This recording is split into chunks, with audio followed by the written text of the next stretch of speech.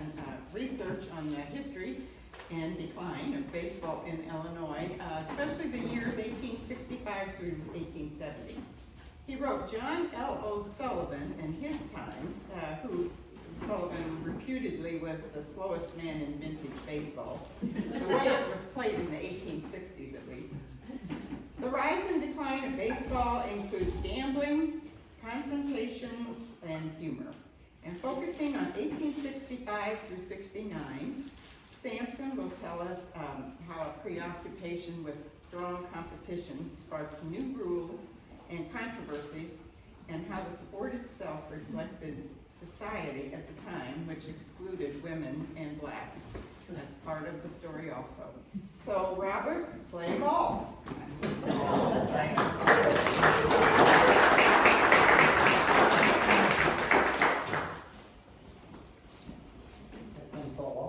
it's on the purple. Oh, it fell down there. Bob, we're going to turn the lights off so we can see your... No danger of me catching. I'm going to pass these around. I know there's at least one person in the room that knows how to handle them. Two people, actually. Those are what the baseballs would have looked like and felt like when they were playing in the 1865 or so. You know, I think I'm going to need some sort of a light. Just get the one up there. Thank you. That's great. Thank you. Can you hear me? Yes. Okay. So I want to thank you guys for having me here. This is really an impressive facility. When I was a little kid, which was in the last century, I used to occasionally hang around on this fair because I have cousins that lived here in Washington over in Sunnyland. So it's a real treat to be here and see the wonderful work you're doing. My hat's off to you. There's a lot of historical societies around the state that would really be grateful to have the kind of support and facilities you have here. So you're doing everything right. As a historian, I'm used to writing about people who made history, but it's not very often that I get to be in the presence of someone like Coach Lorene Ramsey, who has made history, certainly in women's sports for many years, and to whom all people, whether they know it or not, owe her a great debt for her persistence in this. I'm going to start here, if I can get this to work. There we go. Whoops, well, we got way ahead of ourselves there. That's all right. With a little introduction, I'm going to read a clipping from the Peoria Daily Transcript of September 7th, 1866, which was at least a couple of weeks ago. The Rock Island and Davenport baseball clubs had a match game recently in which the Rock Island club scored 118 and the Davenport 7. Someone about town suggested that it would be a good thing for our Olympic club, that's Peoria's club, to challenge the Davenport boys in order to get a club that they could beat. Our Olympics, however, are all right and can afford to stand a joke or two. They are practicing diligently and will come out one of these days club par excellence. And not to spoil the story, but may never do it. So there's a lot going on here. Certainly, you caught the score. Wow, that's a lot of, that's something like a basketball score that it does a baseball score. That's not uncommon for the time. Maybe we can talk about that. There's a few good reasons why that was not uncommon. But we refer to these things called clubs, and we still have clubs right today. I see we have a representative here of the St. Louis Cardinals National Baseball Club and the Chicago National Baseball Club. I was going to wear my own fan paraphernalia, but as of yesterday, I believe the White Sox have been dropped out of Major League Baseball. So I can't, I have to collect it at home, yeah. But these, what we're talking about here are actual clubs. Like, in a sense, the Historical Society is in one sense a club, right? I mean, you're interested in history, you get together. We have book clubs, have bridge clubs, all sorts of tennis clubs, all sorts of clubs, which were primarily social organizations. People had something they enjoyed, And a lot of baseball was played within these clubs. So not necessarily match games like Davenport against Rock Island, among themselves. And this gets us to our old buddy here, if I can be, there he is, Alexis de Tocqueville. Whoever thought you'd go to hear us talk about baseball and somebody bring up some old Frenchman who's been dead for 200 years.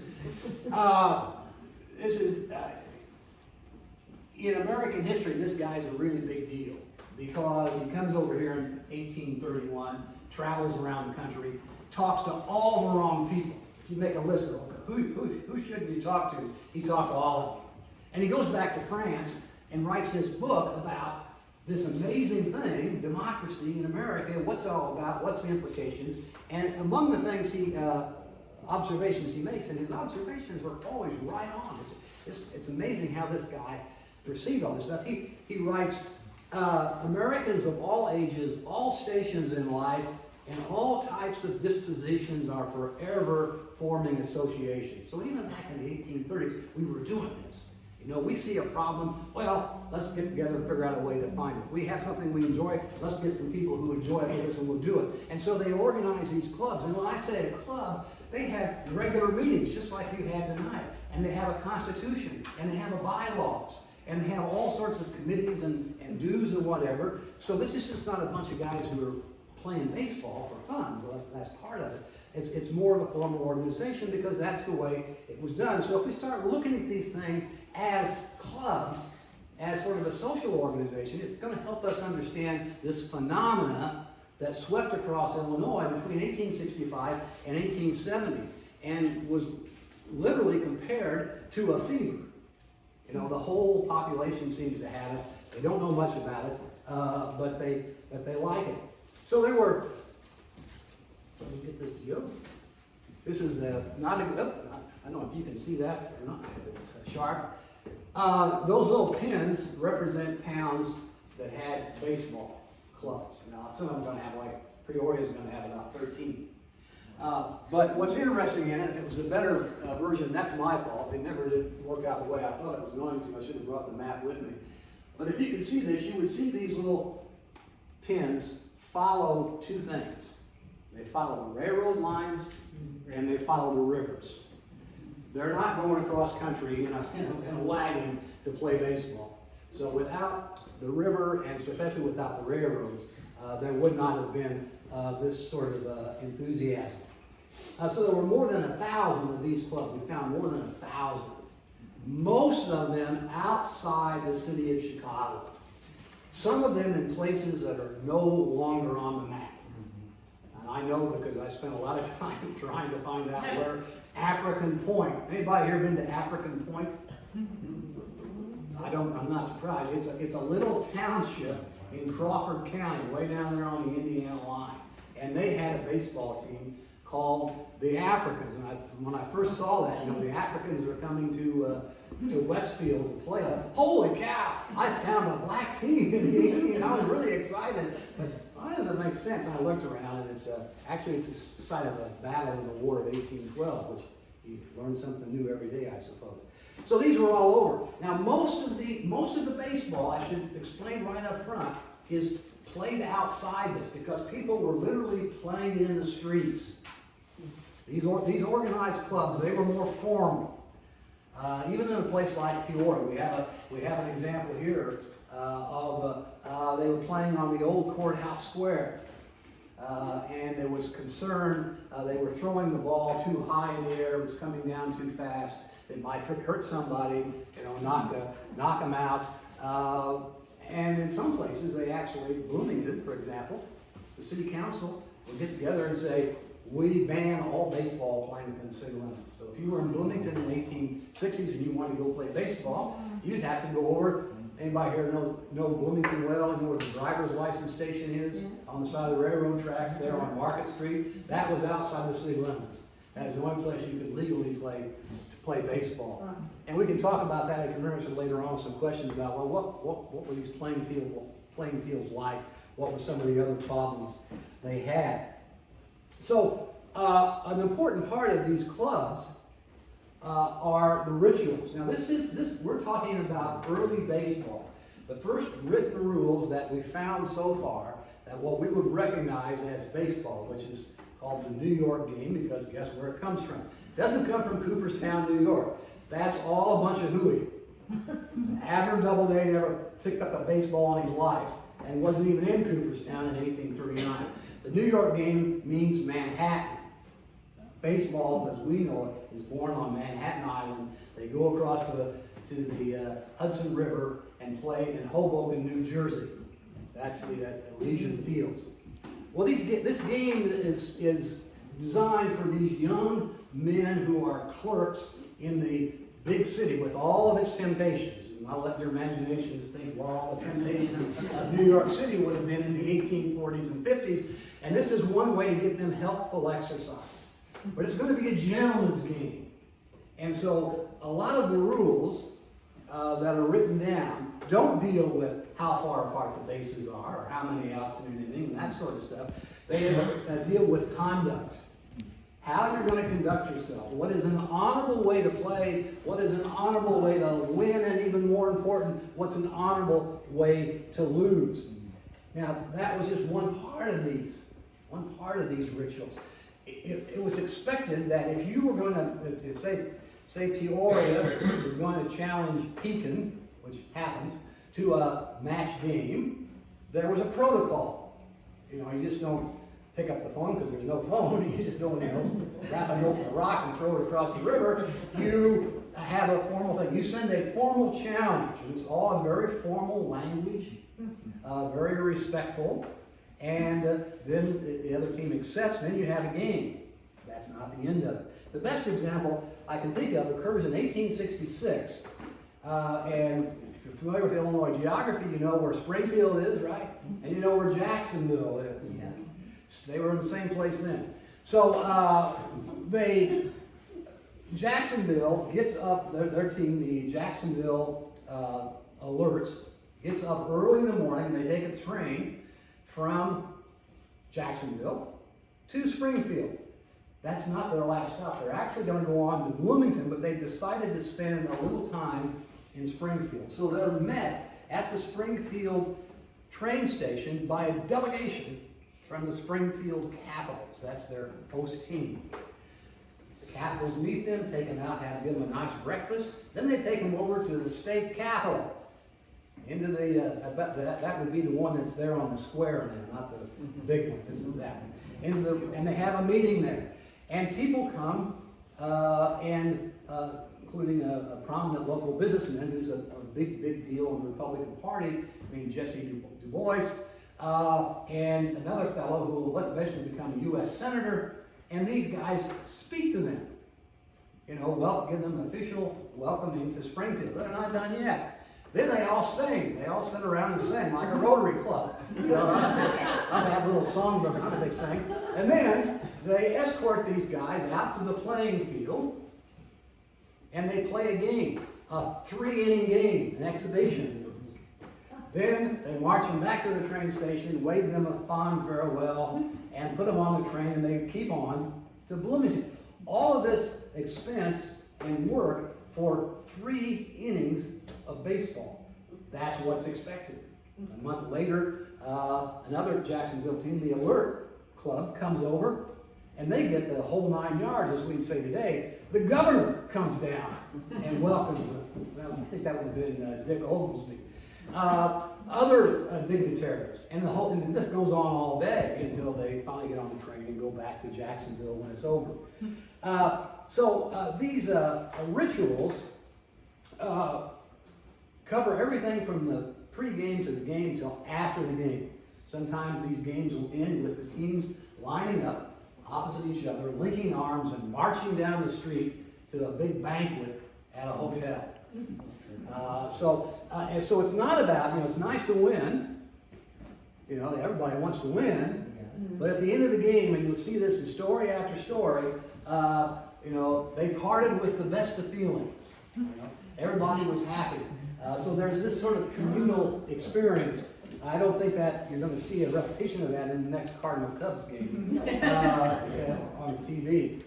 So this is all these rituals, which are really not part of the rules. They're part of the expectations. You know, we have certain things, right, that we participate in, and there's rules, right? But there are certain behaviors that we know we need to observe. They're not written down, but we know this is how we should conduct ourselves. So that's what these rituals were. And they're put in place to tamp down the competition. You know, it's nice to win, but the greater thing is the glory of the game, the fellowship, the friendship. You know, who cares if you have this big winning record? This is the first couple years, and this is what really captures the public's attention. There's nothing to compete with it. There's basically horse racing and boxing, which is illegal. So, you know, horse racing, that's the big spectator sport. So it comes along.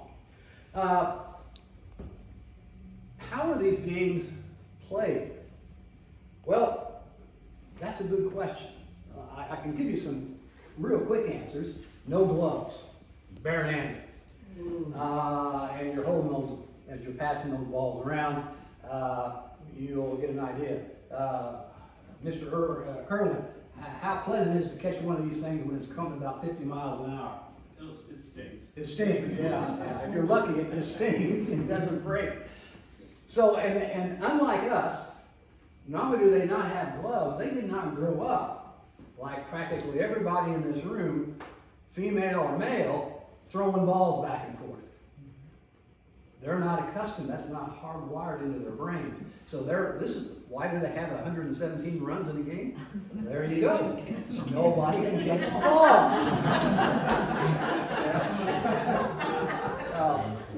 The more things change, the more they stay the same. But that was a real factor.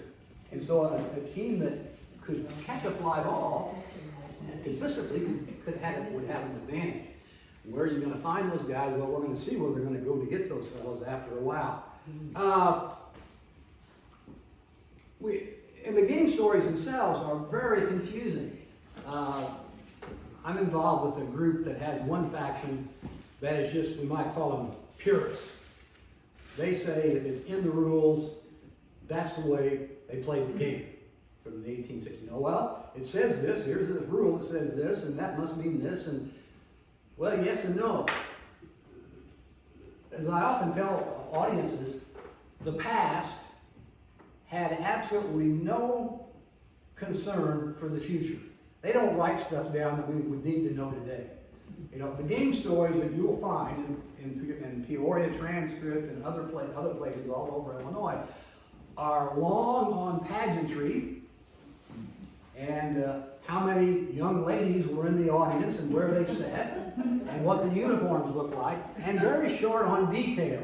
And I'll give it, in the book, there's a long couple of segments about some actual raw stuff. But I'm going to give you a little Cliff's Notes version here of the game that between Bloomington and Peoria occurred in the fall of 1866. And this is Peoria going to Bloomington. If you're familiar with Bloomington, this is what's now Bent School, just north of downtown. This was Bloomington's first field, the one they kicked them out of, the city council kicked them out of. So you can imagine that little blank spot up there filled with players playing baseball on a warm fall day in 1866. And here's the account, one of the lines. Stevenson sent the ball into center field, but was put out on first base. Okay? Was he thrown out on first base? The ball probably wasn't caught on the fly because he would have been put out in center field, right? We don't get the answer to that question at all. And this is very common. There are people appear on base and disappear from base and come out of nowhere, and whoever's writing it leaves us completely ignorant because they were ignorant as well. There's no sports writers in Illinois. Those guys are back on the East Coast where baseball has already become more competitive and you have these really quality teams. But they have lots of fascinating details in these stories, like this story from the Peoria Olympics and the Bloomington Baseball Club. Because in the third inning, the game comes to a sudden halt. Why, you might think? Because, quote, a fat Englishman in the crowd persisted in getting in the way, and at this stage of the game created a disturbance. So I had to stop the game, somehow get this guy off the field, and get him quieted down. He finally quieted down in the next inning. Oh, what I want to know is who this fat Englishman was, and what was he upset about, and what was he doing? Was he drunk? I don't know, you know. This is another reason I like this game is because we weren't done yet with the extracurricular activities, so to speak. Because in the fifth inning, a female goose came on the ground and waddled toward the shortstop as if to take his place. But a ball from Stearns, he's the captain of the Peoria Olympics, drove her from the field. So we know that Stearns is a pretty good hitter, and he had a good aim because he had a line drive at the goose, and the goose went somewhere else. I don't know, across the street or something. So this is the sort of stuff that you get. And so it's very difficult going through all of these hundreds of game stories when they bother to actually write a game story. Often it's just a little one paragraph with the score to figure out what happened. One of the things you can figure out, or I would argue, is the gradual realization, I don't know if they realized at the time, but it's certainly apparent today, good defense beats good hitting. They can all hit. They're spraying the ball all over the place. Not many of them can catch. And so if you have people who can catch and do it consistently, they're going to probably win out in the long run. There's also a lot of humor. Imagine if you were a newspaper editor at this time in Illinois, and it's at most a two-person staff, an editor who writes mostly political stuff, and what's called a local who has a full page to fill in which he writes about whatever's on his mind, usually sometimes politics. And so imagine how boring it would be if all of your work is centered on political fights or the real problem of hogs or dogs or cattle running amok in the streets, including Peoria. There must have been hogs everywhere, judging from these. And so something comes along that a lot of people like, are interested in reading about. They don't completely understand it, but you can write about it and you can make fun of it. And they made a lot of fun, or had a lot of fun, at the expense of baseball. I have a little, what some of these clubs would do is they would make, to sort of try and butter up the press, they would make an editor an honorary member of the club. And so the editor of the Peoria National Democrat was approached by, I believe, the Olympics in 1866 and informed that you are now an honorary member of the club. And the implication was, well, you might be called into service at any time, so get yourself ready in case, you have to go out there and win one for the Gipper, who wasn't obviously around yet. So he goes home, the editor, or pretends or writes he does. He goes home and decides to get himself ready. We concluded to go into training for our future distinguishment. So we procured a bat and a ball and shut ourselves in the parlor. After 15 minutes of practice, we found we had accomplished the following results. Smashed the mirrors, knocked over a whatnot, busted a hole in a picture of our rubber dad, floored a picture of General Washington, sprained our finger, tore the carpet, busted our boot, and several other minor achievements. After our 15 minutes of practice, it was suggested that we better discontinue it until some more favorable time and place came along. Another interesting incident in Peoria, and I should say right here, I should have said at the start, there was no club, I could find no club, no organized club in Washington. I'm sure there were people right here on this square knocking the ball around and getting people upset for doing it, but there was not an organized club. There were organized clubs all over Peoria, Pekin, Princeville, one of my favorite names, the Princeville Lucifers. The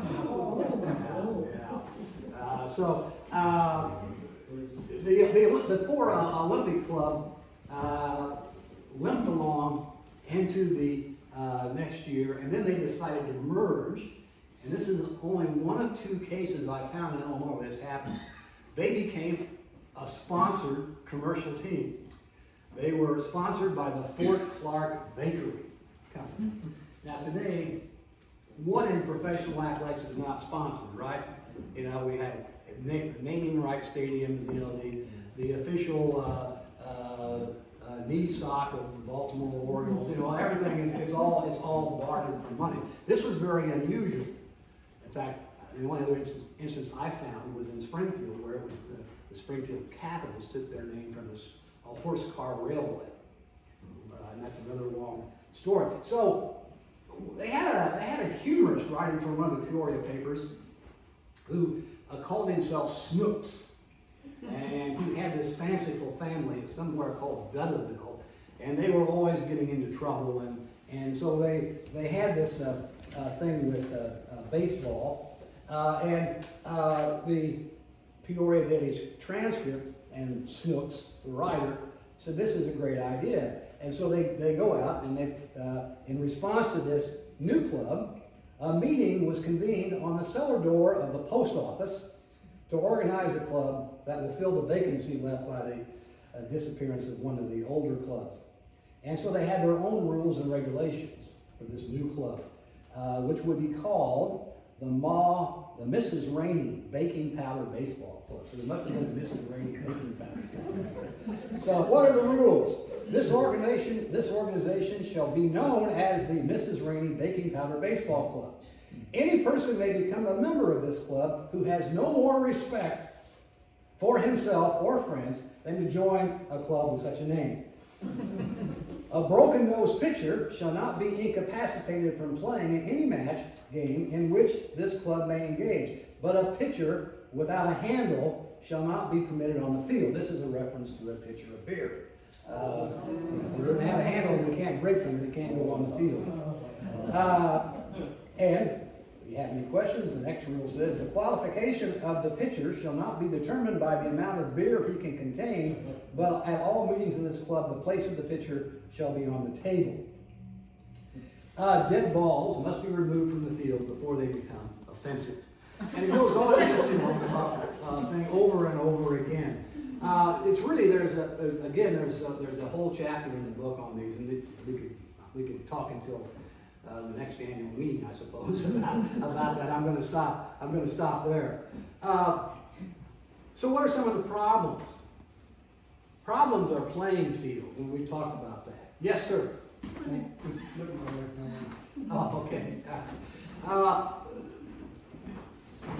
Today in Peoria or Washington or Bloomington or Decatur, you can drive a car down the street, and probably if you drive a certain amount of distance, you're going to see a park. You're going to see a playground, right? You're going to see an area reserved for public recreation. Does not exist in 1860 Illinois. The closest thing to a park is the courthouse square. So where are you going to play? Well, you're going to try and find a place like we saw behind the Fifth Ward School. You know, that school. You're going to try and find somebody that will maybe make available a pasture or something. And if there's trouble, then you lose that. You don't have a place to play. You don't have a team. So playing fields could be a problem. Inner city rivalries. This is something that sort of sneaks up on them. A lot of these little towns, and maybe some of the big towns too, they're in competition. You know, we drive around now and maybe complain when we have to go over the railroad tracks, right? Or there's a train on the tracks. These little towns and big towns were competing desperately for those railroad tracks that we now see running around. They weren't there, you know. They didn't come when Illinois became a state. They were built from the 1860s on. And it was literally life or death for a little community. Why are some of those places that had teams not on the map anymore? They didn't get a railroad. There are also, you know, sort of bragging rights. There was a particular thing going on between Pekin and Peoria, which I was never get to the bottom of. You could sort of sense that there was a little rivalry or jealousy there, maybe because of the river. So these inner-city rivalries, they start to take root because the press and maybe the people start to identify a team's fortune with the town's fortune.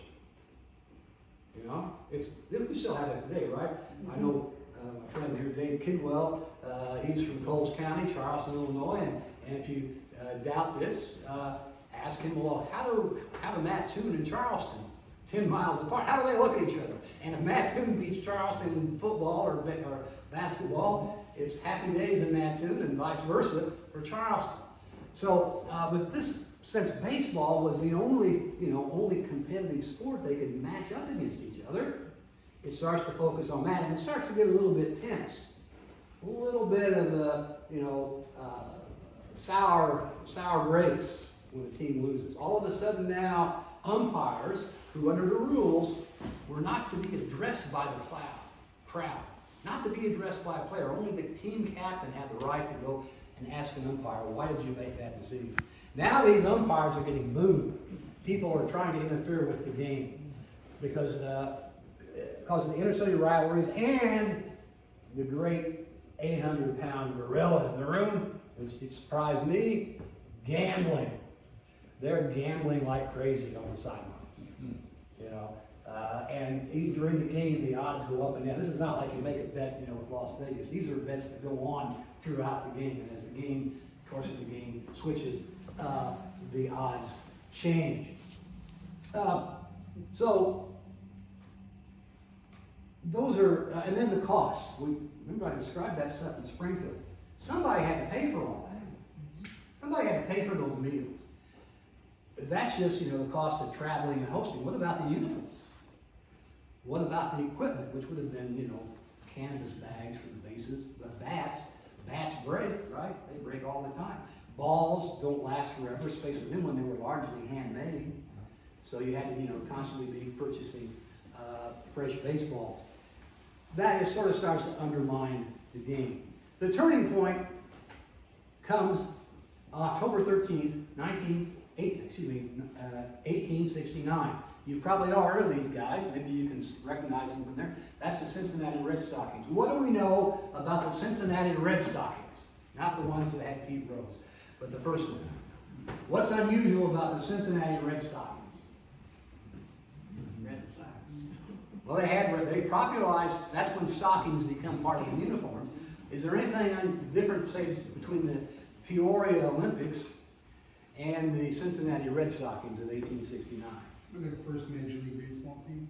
You're close. They were the Professional first baseball team? First professional, Yeah. which they were openly professional. There were a lot of semi-professional teams, including Chicago and Rockford. But these are the first guys that say, here we are, we're paid. Only one of these guys was from Cincinnati. They went around the rest of the country and got the best players they could. And they went undefeated. They went from the East Coast through the Midwest, all the way out to San Francisco, and beat everybody like a drum. This was the future. On the way back, Quincy, the Quincy Occidental Senior Baseball Club, that was the men's club, decides to host the Cincinnati Red Stockings. Well, they beat every elite team on the East Coast. They beat anybody they can. Why were they doing this? And to do this, by the way, they had to pay the Cincinnati Red Stockings $5,000 to get off that train and play baseball for one day. That's $5,000 in our money today. And they treated these guys like royalty, which they were. I mean, they got off the train. They were wined and dined. They were put in carriages and driven around Quincy to see all the sights that Quincy had to order. And they actually moved the game to the fairgrounds outside of town because they could charge admission. You have the fairgrounds, you have the infield, you can charge people money. And that's how you're going to pay this $5,000 appearance fee. So certainly the crowd got what they came for. Cincinnati hitters sprayed balls to all fields, line drives striking 2 people in the crowd, including a woman watching the game from the carriage who was knocked senseless, and the other a boy lying in the grass who was hit in the stomach by a foul ball. The Quincy newspaper observed the next day, the only wonder is that no one was badly hurt. as the batting of the Red Stockings was at times terrific and foul balls occasionally went crashing into the crowd, causing a momentary stampede. And the Red Stockings, by the way, scored 51 runs. I think they were having an off day. And Quincy scored 7. Yeah. Spectators indeed had witnessed baseball's future, a new game requiring superlative skill and ensuring competitive demand for the best players wherever they resided.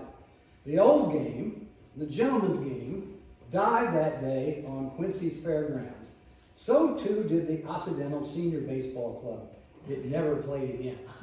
And so by 1870, all of the adult men clubs were gone with the exception of the Rockford, the Forest City Club of Rockford. That's Albert Goodwell Spalding's club. This is a club that actually becomes openly professional and produced at least 2 Hall of Famers. So the rest of these clubs, Peoria, Bloomington, Springfield, there's people still playing baseball, but they aren't organized clubs.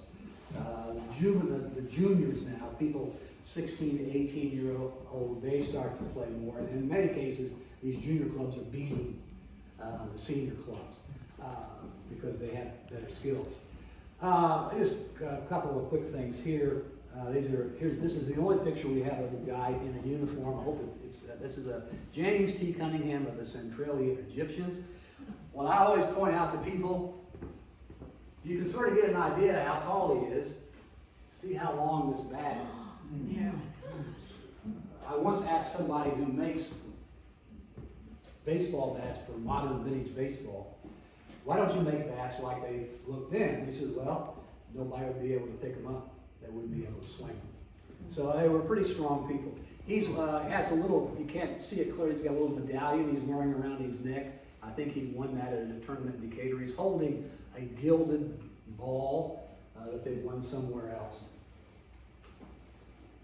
Some of the early fields, Ottawa. Anybody ever been to Ottawa? This is the home of the Chabanaz, right there on the Fox River across from Ottawa High School. This is one of the few places left where you could actually, if you wanted to, play a baseball game. Let's see what else we got here. Centralia, home of the Egyptians. It's now the library. So you can play on the front lawn of the library, but the library might object if you knocked out their windows. This is Decatur, Illinois, Fairview Park. If you've ever been to Fairview Park, the reason you should have. Not all the trees are there, but that field still exists. It was the infield of the racetrack. That was where they had the state fair and the county fair and what have you. And you can play baseball. Look, it's actually a baseball field. Maybe the only one that I could find that's still a baseball field. Let's see, what else have we got here? Oh, that's it. So that's just the book. Let me, the important thing for me was, or one of the important things was the individual. I was able to trace 223 players, through the various Census Bureau, things like that. Probably tens of thousands of people played with a slim historical record. And a few more I was able to get more information on. And this is one of my favorite guys, a fellow named Patrick Keegan, who was an Irish immigrant and at one time was one of the best pitchers in Illinois. He was the first professional player from Bloomington. He was paid by the Chicago Excelsiors to come to Chicago. They got him a job, just like they got Albert Goodwell Spalding a job, for basically doing nothing except showing up for baseball practice every day at 3 o'clock and playing games. So I call that a professional player, even though he was third person. He ended up going back to Bloomington after leaving the Excelsiors. Keenan then started what would be his life's work, the saloon business, usually as a barkeeper. Throughout the 1870s, Keenan appears in city directories employed by owning or co-owning a series of saloons, remaining in such jobs until the early 20th century, a few years before his death. Both his occupation and personal failings attracted newspaper attention. When Paul Finnan announced he was reopening the old Senate Saloon downtown, he added, quote, "Mr. Patrick Keenan will preside over the bar, doing ample justice to every caller." Within weeks, Keenan again appeared in the newspaper columns after police, suspecting gambling underway in a room above another downtown saloon, launched an early Sunday morning raid, capturing Keenan and 3 others who faced charges as, quote, inmates of a gambling house. 2 years later, while carousing about downtown Bloomington on a spree, a drunken Keenan was jailed after falling through a drugstore's plate glass window. Hints of Keenan's troubles linger between the lines of an obituary for his wife Agnes, a native of Canada who died August 14, 1916. She moved to Bloomington in 1870 and 2 years later married Keenan. Agnes was memorialized as an active member of the local Episcopal Church, noted especially for, quote, lending comfort and cheer to those around her, and for exerting a positive influence on those facing, quote, the harder experiences of life. Perhaps Agnes Keenan developed her own tools by coping with similar challenges at home. After suffering paralysis for 2 years, possibly resulting from a stroke, Keenan died on March 27, 1917, 10 days after his 69th birthday in his South Center Street home. Still stands. His only survivor was the daughter, Cora May, all other close relatives having passed away several years ago. One wonders whether the bedridden Keenan reflected on the days when he and the Bloomington Baseball Club challenged and sometimes beat the state's best. In 1877, a Chicago newspaper printed an informal life of early professional players by year. Keenan, without a first name, was listed for 1867, the last time his name appeared in print, connected with baseball. Left unmentioned in that article, or decades later in his obituary, was the November day in 1867 when Patrick Joseph Keenan bested Albert Goodwell Spaulding in an Excelsior Club inter-squad game before Chicago fans crowded around the field, outscoring Spaulding 2-0 on the base pass and outpitching the future baseball Hall of Famer in a 24-13 victory. Perhaps the cheers sounded in his memory of the day when he and the game were young, beckoned by a promising future.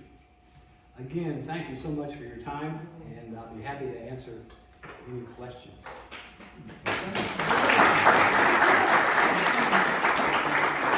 I put out, if you're interested, there's some information how you can